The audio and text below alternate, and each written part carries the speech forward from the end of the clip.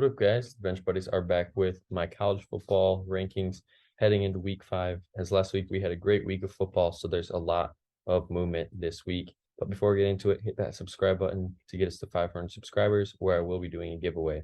And dropping from this week's rankings, I have the Hawkeyes, the Clemson Tigers, and obviously Colorado after their blowout. And Colorado doesn't join the others receiving votes, but this is where Iowa and Clemson stay. TCU, Florida, and Fresno State, undefeated so far out of the Mountain West, join, and these teams are looking to get into the top 25 next week. Starting with 25, it's UCLA. Ugly loss against Utah on the road, 7-14 they lost, and the first play was a pick six and already put them down. Dante Moore didn't play that well, but they need a rebound and rebound quickly as they can't fall to 0-2 in conference play as they play Washington State at home this week. 24 are Missouri. They're jumping into the rankings here for the first time this year, and they just keep on winning games. Another close victory for them, but they're 4-0, and they head into conference play this week in the SEC, going on the road to play Vanderbilt. The team is looking good. Brady Cooks looked great so far, and we'll see if he can continue that now in SEC play. 23 are the Kansas Jayhawks, and they're jumping in the rankings as well. 4-0 for the second straight year, which feels like forever. The offense is looking just as good as last year. Jalen Daniels looks good, but now they go on the road and face number 4 Texas. And if they can somehow go in there and get a win, this is a top 10 team for sure. 22 is Kansas State, and they take care of business against UCF.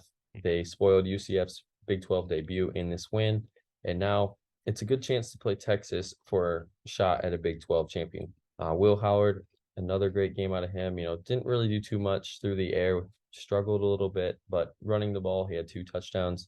And DJ Giddens had an awesome game, 30 rushing attempts, over 200 rushing yards, and 4 touchdowns, and they'll look to build off this performance. 21 is Tennessee. They took care of business against UTSA, and the first play was a 81-yard touchdown by Joe Milton, and that pretty much just set the tone for this game.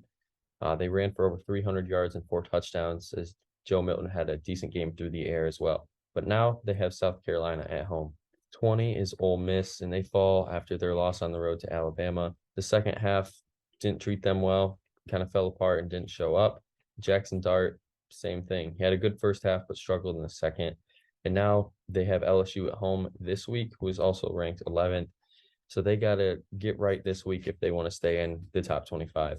19 is Oregon State, and they have another tough game this week after their loss last week to Washington State. Utah at home is going to be another tough game for them. Same goes for them. If they want to stay in the top 25, they're going to have to win.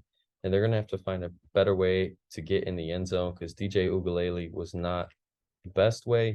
Through the air, did all right, but it wasn't spectacular. And running the ball, he did good. But if they can run the ball well against Utah, they have a very good chance to win. 18 is Duke. And yeah, this team's 4-0 through their first 4, which is a surprise to a lot of people. And they're playing some good football behind Riley Leonard.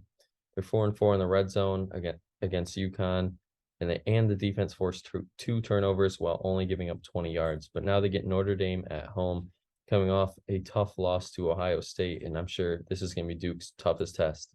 17 is Miami. They had another big win for them. They're averaging wins by at least 21 points or more, and they really don't have a tough test until a few more weeks until they place North Carolina. But expect them to go to 6-0 until that game. 16 is Washington State. I haven't had them ranked for a while. I didn't think this team was that good, but here they are. They went and beat Oregon State at home to solidify they are a top 25 team, and I put them at 16 here. They're much deserving of this ranking, getting wins, consistent wins, and the offense really just exploded in this one, over 500 total yards.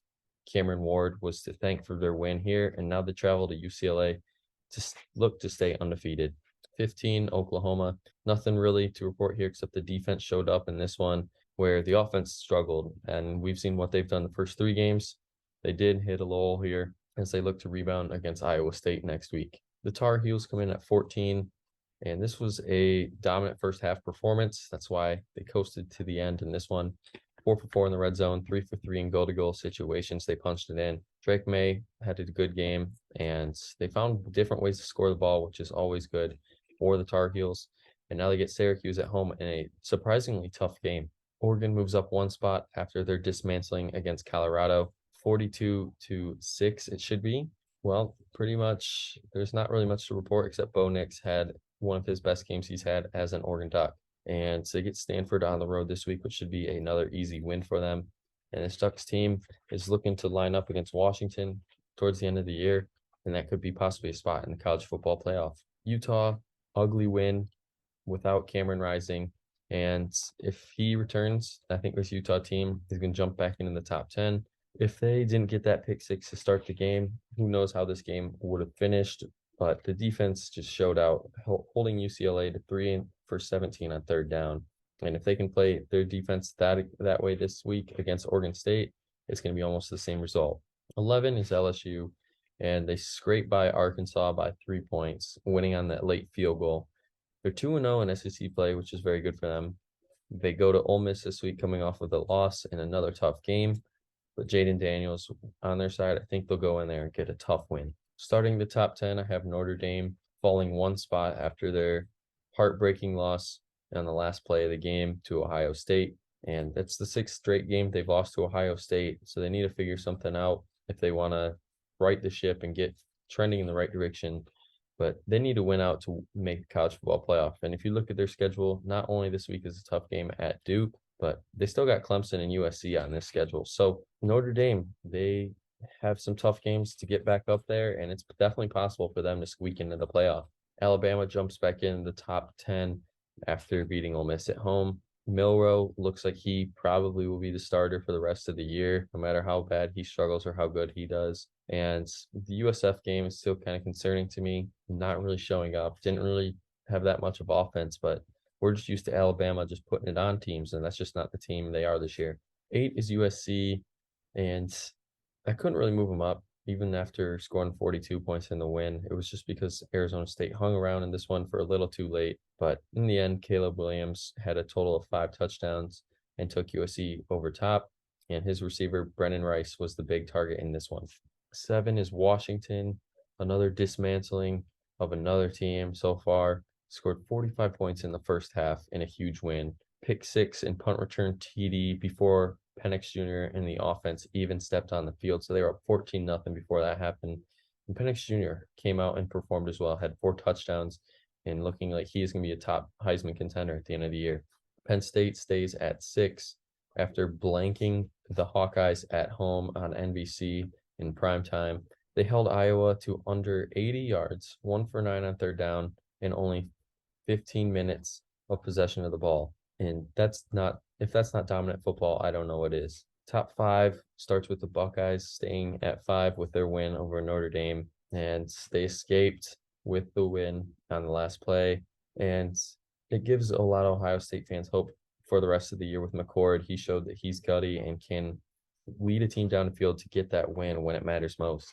At 4 is Texas, and this team, the offense is going to lead the way every single game. Scored 38 against Baylor on the road, and they'll probably do the same against Kansas at home. I expect them to put up a lot of points, but it should be a closer game. 3, Florida State.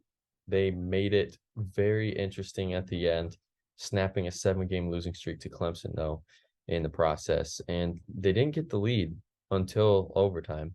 Clemson had their chance to win it in regulation, but missed the field goal. And they got very lucky in this one to escape with the win at Clemson. And Florida State, it just seems like everything's gone right for them so far, even beating Boston College the week before by 2 points. So these Seminoles are finding ways to win games, and if they can keep doing that, then you might find them here in the college football playoff.